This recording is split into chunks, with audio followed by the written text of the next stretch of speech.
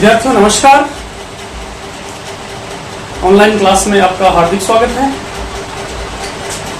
आज हम देखेंगे संसद के कार्य, मतलब संसद के क्या क्या कार्य हैं। संसद के कार्यों में सबसे महत्वपूर्ण जो काम है विधि का निर्माण करना। सबसे महत्वपूर्ण काम क्या है? विधि का निर्माण करना। ठीक है, मतलब इस संसद को अक्सर हमें विधि एक शब्द मिलता है विधेयक। जब तक राष्ट्रपति की स्वीकृति नहीं होती किसी भी विधेयक पर, कहने का मतलब है जब तक दोनों सदनों में घूमता है, लोकसभा और राज्यसभा, जब तक इनमें घूमता है ना, तब तक क्या रहता है? वो विधेयक। जैसे ही राष्ट्रपति की स्वीकृति मिल गई, स्वीकृति मिलते ही बन जाता है वो कानून। एक तो ये समझ लो अच्छे से, स्वीकृति मिलते ही क्या बन जाता है? ये कानून बन जाता है। विधेयक 3 प्रकार के होते हैं। साधारण विधेयक,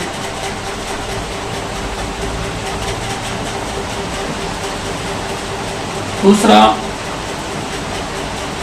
वित्त विधेयक, तीसरा संविधान संशोधन विधेयक। तीनों में साधारण विधेयक, वित्त विधेयक और संविधान संशोधन विधेयक। विद्यार्थियों 3 विधेयक होते हैं, इनके बारे में आपको बताऊंगा। वित्त विधेयक है ना, ये केवल लोकसभा में है, लोकसभा में पेश हो सकता है। बाकी ये दोनों किसी भी सदन में पेश हो सकते हैं। इनकी एक विशेषता है, वित्त विधेयक केवल लोकसभा में पेश होता है, जो आगे मैं आपको समझाऊंगा। धन विधेयक का जो टॉपिक आएगा वो समझाऊंगा। ठीक है, तो एक तो ये समझ गए आप आराम से। ठीक है,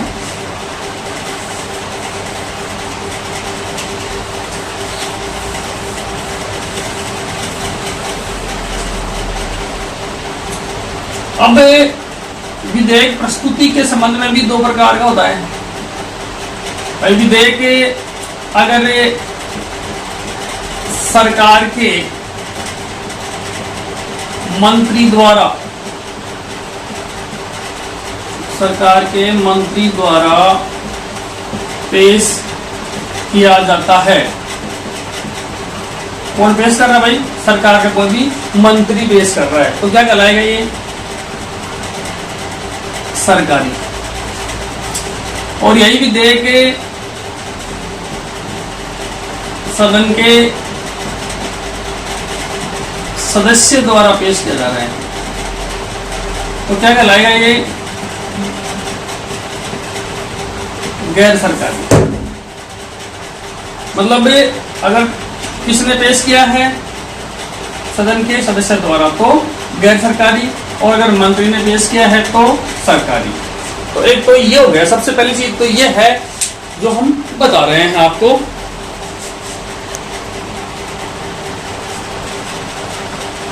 तो मैं बता रहा था आपको कि एक तो ये है कि विधि का निर्माण करना। कानून विधेयक अगर मंत्री ने पेश किया है तो सरकारी कहलाएगा, और अगर किसी सदस्य ने पेश किया है तो गैर सरकारी कहलाएगा। केवल मंत्री तक सीमित है।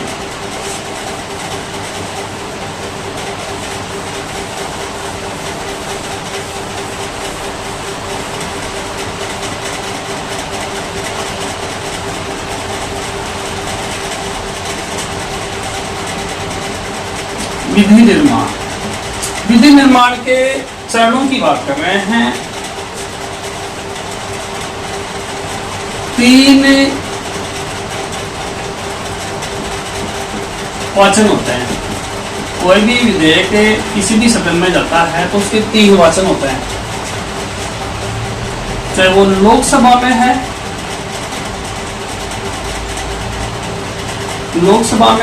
चाहे राज्यसभा में। दोनों में 3-3 वाचन होते हैं। उसके बाद ही वो कहाँ पहुंचता है? राष्ट्रपति के पास पहुंचता है। मतलब एक बार के लिए तो दोनों किसमें जाते हैं? लोकसभा हो चाहे राज्यसभा हो, उसके बाद तो 3 वाचन होते हैं किसी विधेयक के। प्रथम वाचन,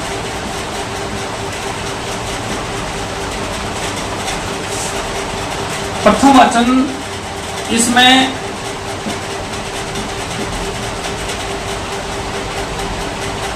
सदन के सदस्य द्वारा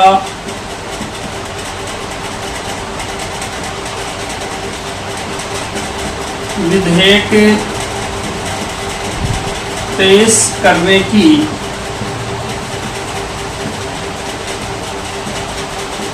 अनुमति मांगी जाती है। इस मतलब इस प्रथम वाचन में सदन के सदस्य द्वारा विधेयक पेश करने की अनुमति मांगी जाती है। अध्यक्ष की अनुमति से इसे सदन में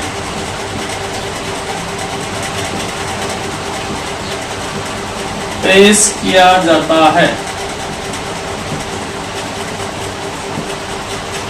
अध्यक्ष की अनुमति से सदन में पेश किया जाता है। यह विधेयक का प्रथम वाचन कहलाता है। यह विधेयक क्या कहलाता है भाई? प्रथम वाचन। कहने का मतलब दोबारा समझो, इसमें सदन के सदस्य द्वारा विधेयक पेश करने की अनुमति मांगी जाती है। अध्यक्ष की अनुमति से इसे सदन में पेश किया जाता है। यह विधेयक का प्रथम वाचन कहलाता है। मतलब कोई विधेयक है क्या नहीं है, सबसे पहले तो ये इसकी परमिशन मांगी जाती है अध्यक्ष से। अध्यक्ष इसकी परमिशन देता है और परमिशन के साथ उसे पेश किया जाता है। ये प्रथम वाचन हो गया।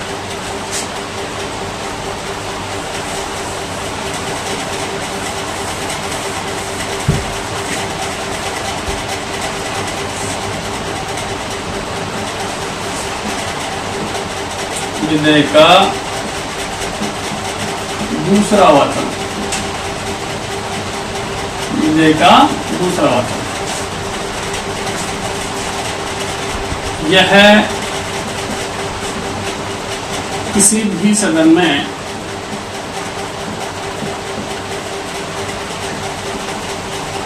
विधेयक के लिए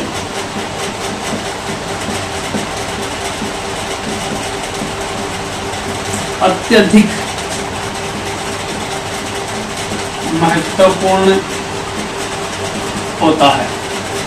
अब विद्यार्थियों को बता दूं, क्योंकि दूसरे विधेयक के दूसरे चरण में या दूसरे वाचन में तय हो जाता है कि ये विधेयक बनेगा कि नहीं बनेगा, ये मतलब ये कानून आगे जाकर के बनेगा या नहीं बनेगा, इसमें तय हो जाता है पक्का। इस वाचन में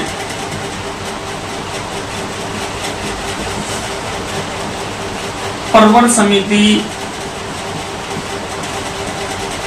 का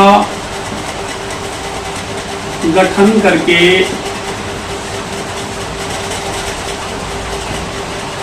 विधेयक पर बारीकी से विचार किया जाता है।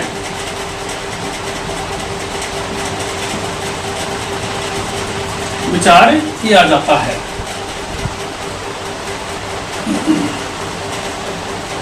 इसमें विधेयक की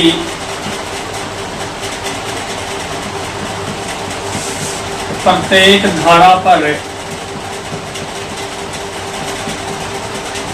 विचार होता है। विचार व बहस होती है।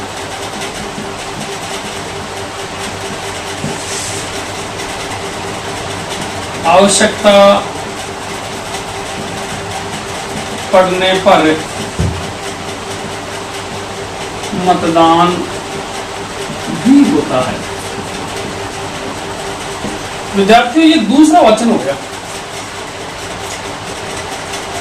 यह किसी भी सदन में विधेयक के लिए अत्यधिक महत्वपूर्ण होता है। इस वाचन में प्रवृत्त समिति का गठन करके विधेयक पर बारीकी से विचार किया जाता है। इसमें विधेयक की प्रत्येक धारा पर विचार व बहस होती है। आवश्यकता पड़ने पर मतदान भी होता है। मतलब ये दूसरा वाचन है किसी विधेयक का जो उसके लिए अत्यधिक महत्वपूर्ण होता है।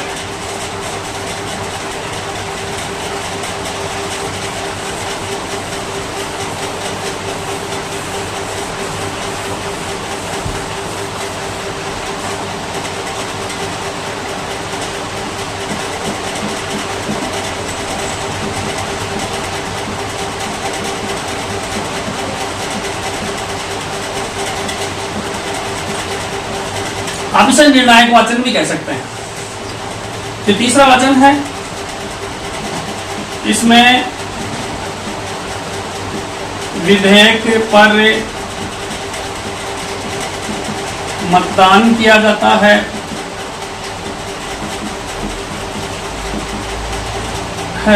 तथा उपस्थित सदस्यों का बहुमत प्राप्त किया जाता है। तो जो भी उपस्थित सदस्य हैं उनका बहुमत प्राप्त करना होता है। तीसरा वाचन है ये। विधेयक की शब्दावली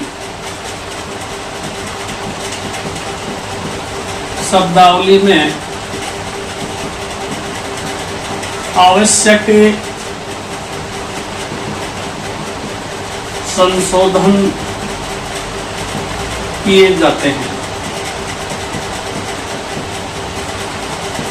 अब विद्यार्थी 3 वाचन हो गए एक सदन में। कोई भी सदन है, चाहे वो लोकसभा है चाहे राज्यसभा, उसमें 3 वाचन हो गए। हम पढ़ रहे हैं साधारण विधेयक एक बार के लिए।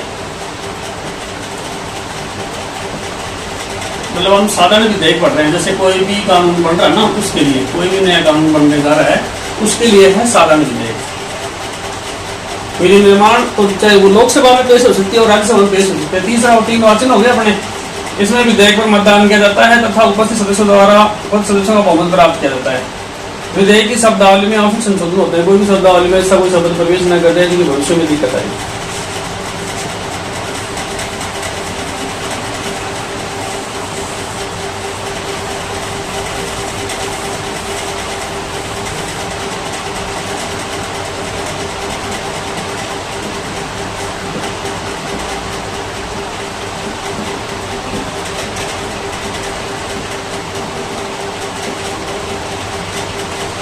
विधेयक के दूसरे सदन में।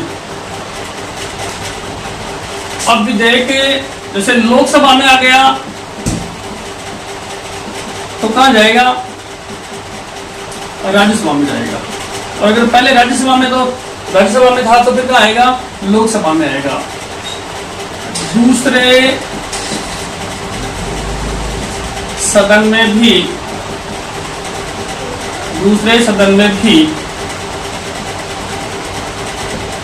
विधेयक के 3 वाचन होते हैं। मतलब अगर किसी भी सदन में लोकसभा से राज्यसभा या राज्यसभा से लोकसभा, तो उसमें भी कितने वाचन होंगे भाई? 3 वाचन होंगे। दूसरा सदन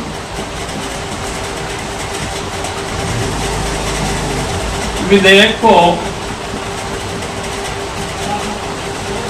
अस्वीकृत करे रोक सकता है। दूसरा सदन विधेयक को अस्वीकृत कर रोक सकता है।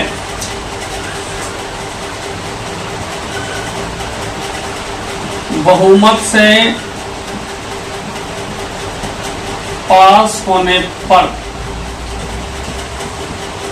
यह विधेयक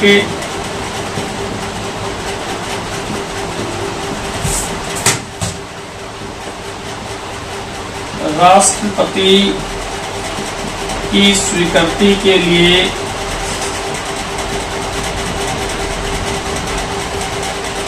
जाता है। अब समझो क्या कर रहा है ये? कि विधेयक दूसरे सदन में, लोकसभा राज्यसभा दूसरे सदन में भी विधेयक के 3 वाचन होते हैं। दूसरा सदन विधेयक को अस्वीकृत कर रोक सकता है। बहुमत से पास होने पर यह विधेयक राष्ट्रपति की स्वीकृति के लिए जाता है।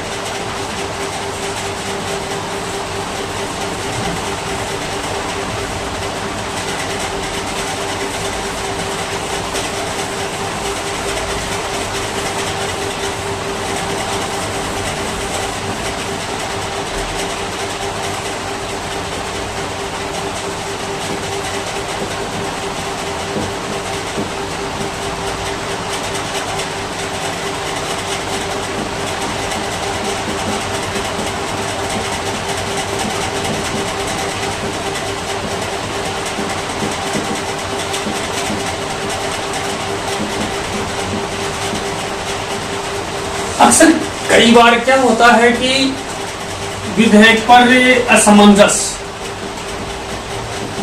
असमंजस की स्थिति में, मतलब विधेयक बनना भी जरूरी है, और सदनों ने रोक भी लिया। ऐसी स्थिति में संयुक्त बैठक राष्ट्रपति द्वारा बुलाई जाती है। मतलब कोई विधेयक बनाना भी जरूरी है और वो अटक भी गया, तो ऐसे समय में राष्ट्रपति दोनों सदनों की संयुक्त बैठक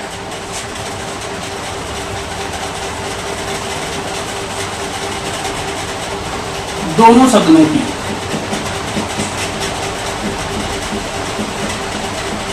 की संयुक्त बैठक, दोनों सदन कौन कौन से? लोकसभा और राज्यसभा। ये कब बुलाई जाती है? सबसे पहले तो ये देखो, विशेष परिस्थितियों में ही, विशेष परिस्थितियों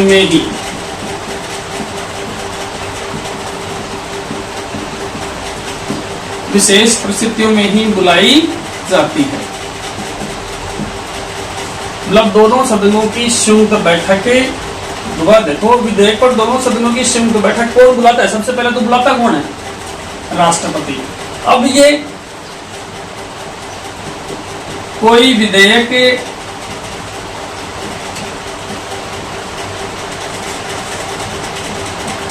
सदनों द्वारा रोक लिया गया,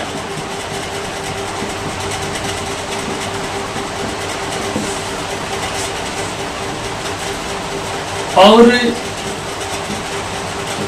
देश हित में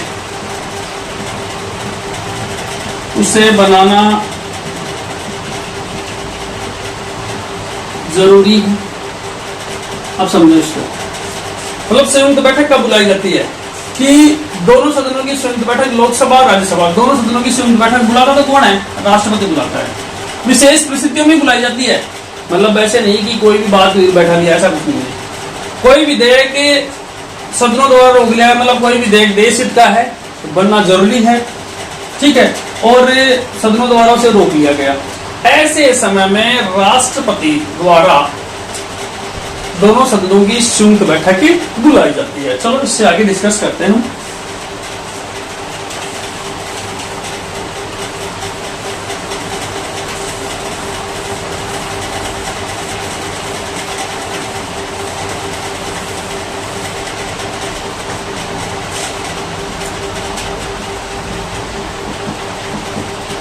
दोनों सदनों की संयुक्त बैठक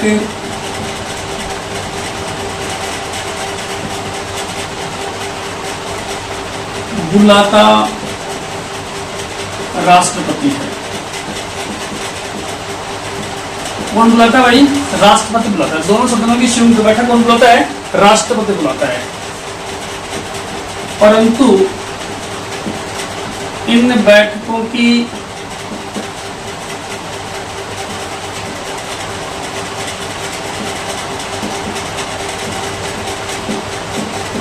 अध्यक्षता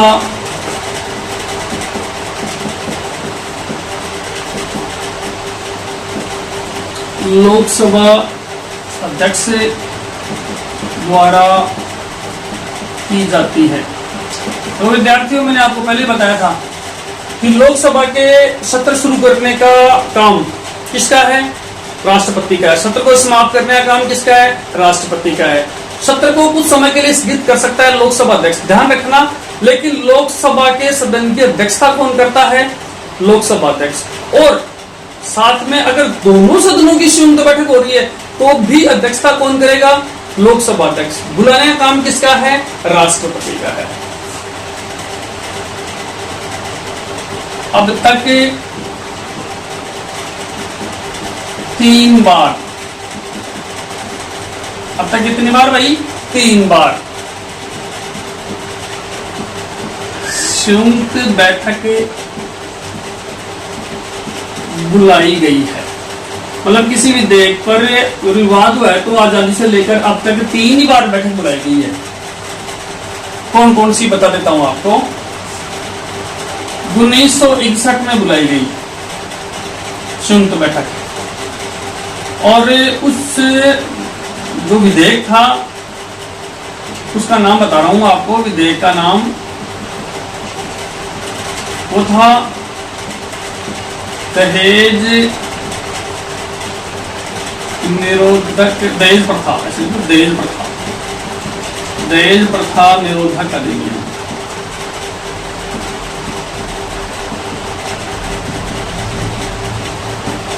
और इस समय प्रधानमंत्री थे नेहरू जी के समय की बात।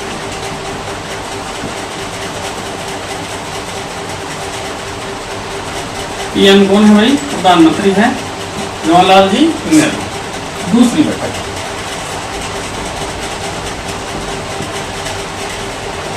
दूसरी बैठक संबंधित थी बैंकिंग सेवा समिति अधिनियम, बैंकिंग सेवा समिति अधिनियम। बात है 1978 की। पीएम थे मोरारजी। तीसरी बैठक 2002, इसे अक्सर कोटा के नाम से भी जानते हैं। हिंदी में नाम इसका आतंकवाद निरोधक अधिनियम, आतंकवाद निरोधक अधिनियम। और पीएम थे अटल जी। छोड़ो, दोबारा देखो, दोनों सदनों की संयुक्त बैठक बुलाता है राष्ट्रपति, परंतु इन बैठकों की अध्यक्षता हमेशा लोकसभा अध्यक्ष द्वारा की जाती है, जो मैंने आपको बता दिया है। अब तक 3 बार संयुक्त बैठक बुलाई गई है। 1961 में बुलाई गई दहेज प्रथा निरोधक अधिनियम, प्रधानमंत्री नेहरू जी थे। 1978 में बैंकिंग सेवा समिति अधिनियम, प्रधानमंत्री मोरारजी देसाई थे। और 2002 में कोटा आतंकवाद निरोधक अधिनियम, प्रधानमंत्री अटल बिहारी वाजपेयी थे। तो कहने का मतलब अब तक संयुक्त बैठक कितनी बार बुलाई गई है? 3 बार। मैंने अभी क्या कहा? संयुक्त बैठक केवल विशेष परिस्थितियों में ही बुलाई जाती है, जब ऐसा लगे कि देश हित प्रभावित हो रहा है, देश के हित में कानून बनाना अति आवश्यक है, और इस कानून को किसी भी सदन द्वारा, जैसे लोकसभा ने भेजा तो राज्यसभा ने रोक लिया, और राज्यसभा ने भेजा तो लोकसभा ने रोक लिया। ऐसी स्थिति में राष्ट्रपति को लगे कि कानून बनाना अति आवश्यक है, तो दोनों सदनों की संयुक्त बैठक बुलाई जाती है। और इस बैठक में बहुमत, दोनों सदनों का बहुमत होना चाहिए। मतलब दोनों सदनों का बहुमत जब होता है तो वह विधेयक पारित मान लिया जाता है।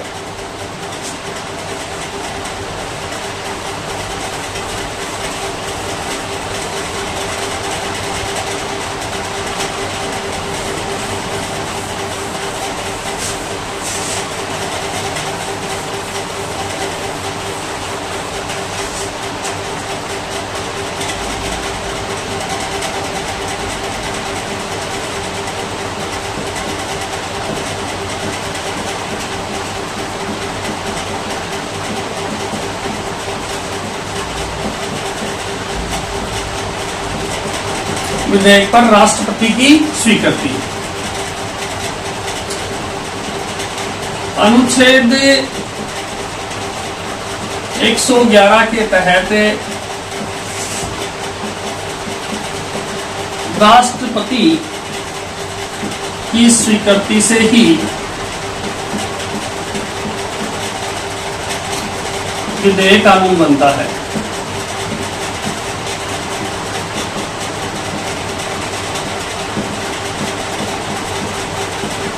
मतलब अनुच्छेद 111 में वर्णन है कि कोई विधेयक दोनों सदनों से पास हो गया तो किसकी स्वीकृति होनी चाहिए?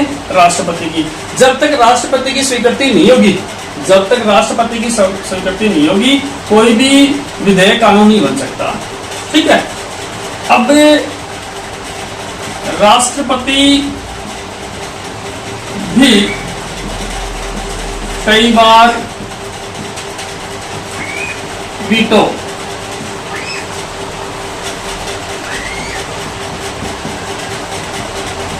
या निषेधाधिकार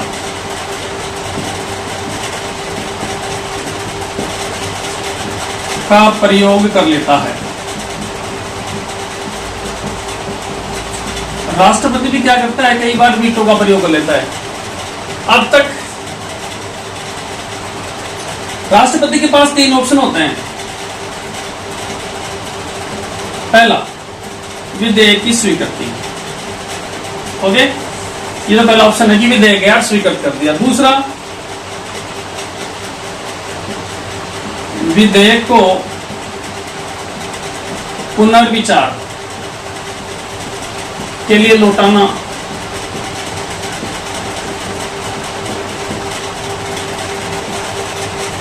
ठीक है। तीसरा, निषेधाधिकार का प्रयोग। समझो क्या कह रहा है? कहने का मतलब यह है कि विधेयक पर राष्ट्रपति की स्वीकृति आवश्यक है। राष्ट्रपति की स्वीकृति के बिना कोई भी विधेयक कानून नहीं बन सकता। अनुच्छेद 111 के तहत राष्ट्रपति की स्वीकृति से विधेयक कानून बनता है। राष्ट्रपति कई बार वीटो निषेधाधिकार का प्रयोग करता है। कोई विधेयक 3 चरणों से गुजरता है राष्ट्रपति के पास। केवल राष्ट्रपति के पास कितने चरणों से गुजरता है? 3 चरणों से। विधेयक की स्वीकृति, जब तो राष्ट्रपति जाते हैं उसके ऊपर क्या करते हैं? हस्ताक्षर करते हैं और विधेयक स्वीकार तो गैर कानूनी बन गया। एक बार विधेयक को पुनर्विचार के लौटाना। विधेयक को राष्ट्रपति पुनर्विचार के लौटा सकता है कि संसद एक बार इस पर पुनर्विचार करे, मेरे नजरों में विधेयक में कमियां हैं, खामियां हैं, इनको सुधारा जाए। अगर संसद उसको एज इट इज, मतलब जैसे राष्ट्रपति ने भेजा वैसे ही संसद ने क्या किया, रिमाइंड करके उसे वापस राष्ट्रपति के पास अगर भेज दिया तो राष्ट्रपति हस्ताक्षर करने के लिए बाध्य होता है। मतलब एक ऐसा चरण आता है बीच वाला कि अगर राष्ट्रपति ने विधेयक को लौटा दिया और संसद ने भी क्या किया, बिना छेड़छाड़ के उसे वापस लौटा दिया, तो ऐसे समय में राष्ट्रपति विधेयक पर हस्ताक्षर करने के लिए बाध्य होता है। नेक्स्ट है निषेधाधिकार का प्रयोग। राष्ट्रपति ने क्या किया? विधेयक पर स्वीकृति भी नहीं दी, हस्ताक्षर भी नहीं किए, विधेयक को वापस भी नहीं लौटाया पुनर्विचार के लिए। क्या किया? जब भी वीटो अपने पास जो रद्दी की टोकरी पड़ी थी उसमें डाल दिया। संसद के पास किसी प्रकार की शक्ति नहीं है कि वो राष्ट्रपति से पूछ सके कि साहब आपने हमारे विधेयक का क्या किया। ऐसा किसी के पास, संसद के पास कोई पावर नहीं है। राष्ट्रपति ने जब भी वीटो का प्रयोग कर लिया तो कर ही लिया, कोई इलाज नहीं है।